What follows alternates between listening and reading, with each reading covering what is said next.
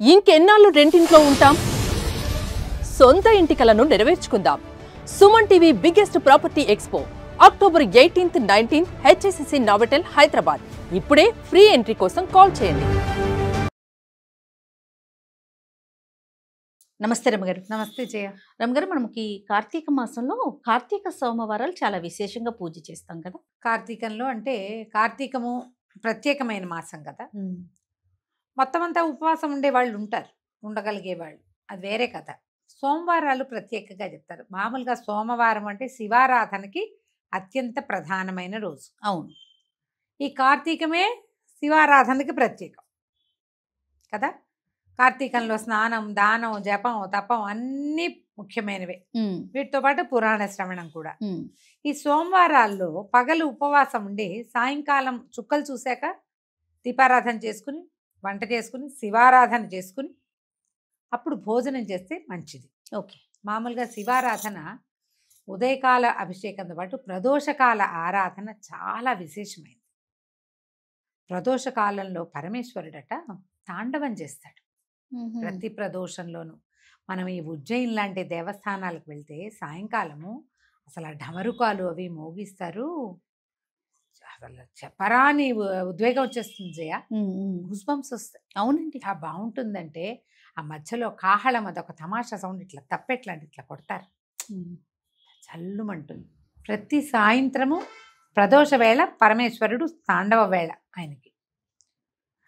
ఆ సమయంలో అర్చన చేస్తే అత్యంత ప్రసన్నుడుగా ఉంటాడు పరమేశ్వరుడు అని చెప్తారు. ఓకే. ప్రదోషకాలార్చన విశేషం. ఇందులో మళ్ళీ చూడు శని త్రయోదశులు ఇవి మాస శివరాత్రి నాడు ప్రదోషకాలార్చన, ఇవన్నీ విశేషాలు. ఇవి ప్రత్యేకంగా దేవాలయాల్లో నందీశ్వర అభిషేకాలుగా రకరకాలుగా చేస్తారు. అయితే ఈ కార్తీకాల్లో ఏంటంటే ఇది జనసామాన్యంగా అందరూ చేసుకోవచ్చు. అవును. దీనికి విశేషంగా అది ఏదో చేయాలన్నది ఏం లేదు. మీకు కుదిరిందా ఉదయకాలం వెళ్ళటం, ఎక్కడైనా శివాలయంలో శివాభిషేకం చేసుకోవటం, రుద్రాభిషేకం చేయించుకోవటం, ఎక్కడైనా ఇవి చేస్తారు కదా మృణ్మయ లింగాలతో, మట్టి లింగాలకి అభిషేకం చేస్తారు, సహస్రలింగార్చన అవి చేస్తారు. కుదిరితే 12 ఈ 11 ద్వాదశ ఏకాదశ రుద్రాభిషేకము జరుగుతుంది సోమవారం నాడు. ఏ దేవాలయంలో మీకు అవకాశం ఉంటే అక్కడికి వెళ్ళి అర్చన చేసుకోవటం. ఇంట్లో మీకే అవకాశం ఉండి ఇంట్లోనే శివలింగం ఉండి మీకు ఎవరైనా పెద్ద ఈయన వచ్చి అయ్యగారు వచ్చి చేసేది ఉంటే చక్కగా చేయించుకోవచ్చు. అది ప్రత్యేకమైన రోజులు కాబట్టి. ఓకే. లేదు మనకు అది లేదు ఇది లేదు, ఏం పర్వాలేదు, ఒట్టి ఓం నమ శివాయ దండం పెట్టుకోండి. పగలు ఉపవాసం ఉందాం. మీ ఇంట్లో ఒక చిన్న శివలింగం ఏదైనా ఉంటే 3 ఉద్ధరణలతోటి నమశివాయ చెప్పుకుంటూ వేయండి. స్వామివారి మీదకి నీళ్ళు సమర్పించండి. మేము పాలు, పెరుగు, నెయ్యి, తేనె, పంచదార, టెంకాయ నీళ్ళు ఇవన్నీ నేను చేస్తాను. లక్షణంగా చేసుకోండి. ఓకే. పర్వదినాలలో ఏంటంటే సాంగంగా చేయటం ఎంత అద్భుతమైన విషయమో చెయ్యటం అంత అద్భుతమైన విషయం. అసలు చేయటం మానేయకుండా మీకు అవకాశం ఉన్నంత ఆరాధన చేసుకోండి. పగలు ఉపవాసం, ఆహార స్వీకారం లేదు. దాంతోపాటుగా ఎక్కువగా మౌనాన్ని ఆశ్రయించండి.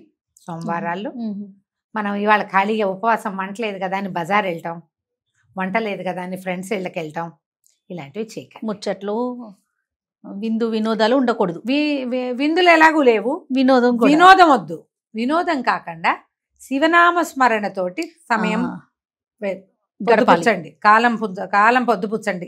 మనకు నడవాలి కదా సాయంకాలం దాకా. అవును. శీతాకాలం వచ్చేసింది, 6 అయ్యేసరికి చీకటి పడి, అవును, చీకటి పడేసరికి ఈ ప్రదోష కాలంలో దీపారాధన చేసుకోండి. ఓకే. 6:30 అయ్యేసరికి సూర్యాస్తమయం అవగానే దీపం పెట్టడం. ఆ సమయంలో ఓం నమ శివాయ అసలు ఒట్టి పంచాక్షరిని 100 సార్లు చదువుకోవటమే అద్భుతమైన ఫలితాన్ని ఇస్తుంది. కుదిరి ఆ సమయంలో మీరు ఏ దేవాలయానికైనా వెళ్ళి దీపం పెట్టుకున్నారా ఎక్సలెంట్గా ఉంటుంది, చాలా మంచిది. అవకాశం దొరికితే. ఓకే. మీరు ఉద్యోగస్తులు, అది మీకు ఛాన్స్ లేదు, అవకాశం లేదు, నామస్మరణ చేసుకోండి, అమోఘంగా ఉంటుంది నామస్మరణ చేయటం. తర్వాత ఇంటికి వచ్చి మళ్ళీ ఒకసారి స్నానం చేయటము, అవకాశం మీకు ఆరోగ్యం సహకరిస్తే, లేకపోతే కాస్త కాళ్ళు చేతులు మొహం కడుక్కుని బట్టలు అవి మార్చుకుని ఒక మాట దేవుడి దగ్గర దీపం పెట్టుకుని దండం పెట్టుకుని ఏదైనా చదువుకున్నది ఏదైనా ఓళ్ళన్నా శివ పంచాక్షరి ఎన్ని ఉన్నాయో నామాలు, అవును అవును, ఎన్ని రకాల స్తోత్రాలు ఉన్నాయి. మన బిల్ బిల్వాష్టకం, లింగాష్టకం. లింగాష్టకం ఉన్నాయా? తర్వాత ఏమో శివమహిమ్న స్తోత్రము, శివ మానస పూజ, నమ్మకం చమకం కూడా చదువు. నమ్మకం చమకం ఆడవాళ్ళందరికీ ఎక్కడొస్తాయమ్మా? అవి నోరు తిరగదు. కష్టం కదా. చమకాలు మగవారు చేయటము, పురోహితులు ఎవరైనా ఉంటే అవకాశం, మన దేవాలయానికి వెళ్తే అది కుదురుతుంది. మీరు అవన్నీ చదవక్కర్లే, ఇవి చదువుకున్నా చాలా, ఇవే చాలా గొప్పవి. అవును, చాలా ఏమి లేకపోయినా పొట్టిగా పంచాక్షరి నమశివాయ అనుకున్నా చాలు. చేసి ఏదైనా చకచక వంట చేసుకుని ఆ చేసింది స్వామికి నివేదన చేసి దండం పెట్టుకుని ఆ ప్రసాదాన్ని భుజించండి. ఎంత చక్కగా అయిపోతుందంటే కార్తీక సోమవారం 4 సోమవారాలు వస్తాయి. 4 వారాలు ఉపవాసం ఉండండి, సాయంకాలం పూజ చేసుకోండి.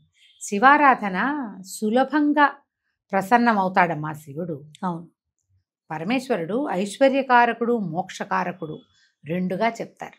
శివారాధన చేస్తే మీకేదో కోరికలు ఉంటాయి. మనుషులు అన్న తర్వాత మనకు ఎన్ని రకాలు ఉంటాయి. ఉద్యోగం కావచ్చు, సంపద కావచ్చు, ఇంకా ఏదో మన జీవితంలో ముందుకెళ్ళటం కావచ్చు. మీరు త్రికరణ శుద్ధిగా శివయ్యనే మనసులో నిలుపుకుని ధ్యానం చేసుకుని పూజా విధానం సజావుగా ఎంత చాతొస్తే అంత ఒక నియమం ప్రకారం కొనసాగించి అత్యద్భుతమైన ఫలితాన్ని పొందవచ్చు. లేదు మనకేం కోరికలు, మానసికమైన ప్రశాంతత వస్తుంది. అవును, శివారాధన వల్ల చాలా ప్రశాంతత వస్తుంది. మీకు ఏది కావాలంటే దానికోసం హాయిగా చేసుకోండి. 4 సోమవారాలు వచ్చినాయి, 4 సోమవారాలు చక్కగా సుసంపన్నం చేసుకోవచ్చు మీ అవకాశాన్ని బట్టి. ఇందులో ఏమిటంటే మేము ఉపవాసం ఉండొచ్చా అని బోళ్ళంతమంది అడుగుతారు. అవునండి. బాలింతలు, పిల్లలకి పాలిచ్చే వాళ్ళు ఉపవాసం జోలికి వెళ్ళొద్దు. ఓకే. గర్భవతులు వద్దు. చిన్న పిల్లలకి ఉపవాసాలు చెప్పరు. వృద్ధులకి ఉపవాసం అక్కర్లేదు. అనారోగ్యంతో ఉన్న వాళ్ళు, ఏదైనా మందులు మాకులు వేసుకునే వాళ్ళు ఉపవాసం అంటే ఒక రకంగా చేసుకోవచ్చు. ఎట్లా? స్వామివారికి నివేదన చేసేయండి పొద్దునే మీరు చేసిన వంట, అది భుజిస్తే ఉపవసించినట్టే. కాస్త కొంత నిశ్శబ్దం పాటిస్తూ కొంచెం శివనామస్మరణ చేసుకుంటే, గర్భవతులు కూడా 7 నెలలు వచ్చేదాకా నామస్మరణ, తర్వాత కూడా నామస్మరణ చేసుకోవచ్చు. అదేలేండి. కొంచెం దేవాలయ దర్శనాలకి వాటికి వద్దని చెప్తాం, కానీ ఇది కూడా ఉపవాసమే. స్వామివారికి నివేదన చేసిన పాలు, పళ్ళు, భోజనము, అన్నము వంట చేస్తాం. పొద్దున అదంతా చూపించి నివేదన తీసుకోండి. సాయంకాలం మళ్ళీ దీపారాధన చేసుకుని దండం పెట్టుకోండి. చక్కగా ఈ ఉపవాసం కుదురుతుంది. ఉపవసించటం అంటే అన్నం మానేయటం అనే అర్థం కాదు, భగవంతుని సమీపంలో ఉండటం. మనం ఈ ఉపవాసంతో అంటే భగవంతుని సమీప వసనంతో చక్కగా మనం సోమవారాలని సుసంపన్నం చేసుకోవచ్చు. మీ అవకాశాన్ని బట్టి చేసుకోండి. 4 కుదరలేదు, 1 వారం చేయండి కనీసం, మానేయకుండా చాలు. అలానే రమ్మగారు, నమస్తే. నమస్తే.